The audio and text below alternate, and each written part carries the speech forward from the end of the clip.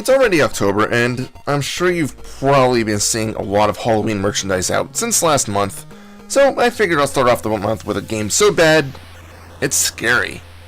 Of course, it's Robocop on the NES. Now, I remember playing this game as a kid, and I recall it sucking pretty hardcore. Only difference between then and now is that I know I completed it as a kid. Now, I can't even get past the final stage. Oh well. There's only so much time I can spend on a game that's awful like this one. This time around, I'm not going to touch on the story. If you want that, go watch the movie, because it's essentially the same thing, but much better. In a nutshell, you play as Robocop and you have to go after a bunch of criminals. That's it. 6 stages of Robocop walking casually through stages and shooting criminals, dogs, and strange robots. I know, a lot of the movie is based around robotics taking the place of human jobs. For example, in this case, the main character was killed in the movie and was revived as Robocop due to a corporate intervention. But it's strange that the robots aren't as common. Instead, you normally just punch random thugs. By random, I mean mostly 2 different types. One will just walk up to you and attempt to punch you, and the other attempts to jump kick you. These guys are simply a brownish and purple color. The level of detail is astonishing. The biggest threat they'll put towards you is if they gang up on you. Here's one of my biggest problems with this game. At times, Robocop will be able to carry a gun, but other times he'll just holster it and throw punches. Why can't I use the gun all the time? Even in separate areas of the same stage, he'll just randomly pull out a gun and start shooting. What makes this area any different than the previous one? It's the exact same enemies in room! If I want to shoot someone because they're attacking me, let me, damn it! Speaking of the gun, there's 3 different weapons that you can get access to. You start off with a pistol, and this gives you infinite ammo. Of course, the bullets aren't the strongest, but they'll do the job on anything other than a boss. Then again, even the bosses can be destroyed easily with the pistol. And honestly, you'll be using the pistol frequently.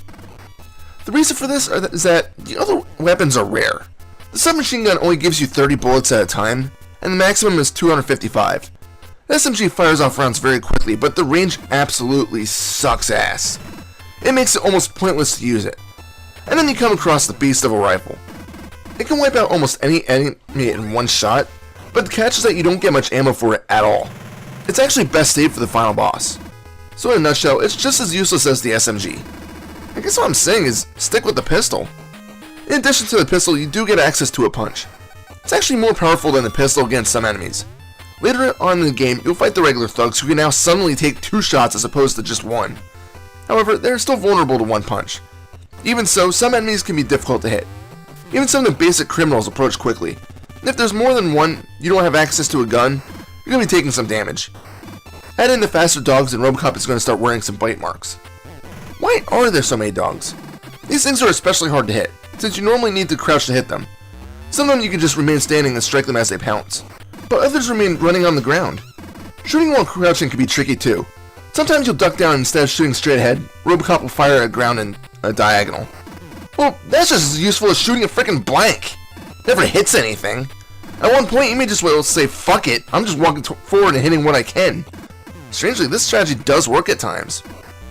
This wouldn't necessarily be a problem if the controls were smoother, but unfortunately, the controls are stiff, which explains why I can't hit anything. Attempting to hit anything that's moving is an ordeal. Even climbing stairs can be a trying affair. If you're not standing at the exact right spot, you're not going anywhere. Once you learn how the mechanics of the stairways work, you'll be fine, but for the first few levels, you might be cursing a bit. Adding on to the stiff control, the hit detection is very sketchy.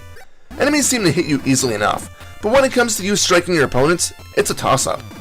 Sometimes you'll hit, sometimes you won't. In addition, there's some enemies, mainly the robotic ones, that don't show any sort of damage indication. For most of them, it's not an issue, but let's take this flamethrower sort of machine. It'll constantly attack by shooting flames. I was shooting it non-stop to find out that the bullets were disappearing just slightly before reaching the machine. Fine. Moved slightly forward and noticed the bullets were hitting, but there was no indication of such, so I wasn't sure if I was actually damaging it. I just had to keep shooting it until it disappeared. I found out that the bottom seemed to be the easiest way to destroy it, and I'm not even sure if the top was getting damaged. It's just stupid stuff like this that ruins the game. But here's my main gripe about the game, and it's even in addition to the stiffness. You can block attacks, and it's completely necessary at some points unless you want to take unnecessary damage. In order to block, you press select. Fucking select. Why the fuck should I have to use select to block? When you have the gun equipped, A shoots and B punches. But do you really want to punch? Sure, some enemies can't be damaged by bullets, but they are extremely rare, and maybe the developers could have created the game where those enemies wouldn't appear during the gun scenes.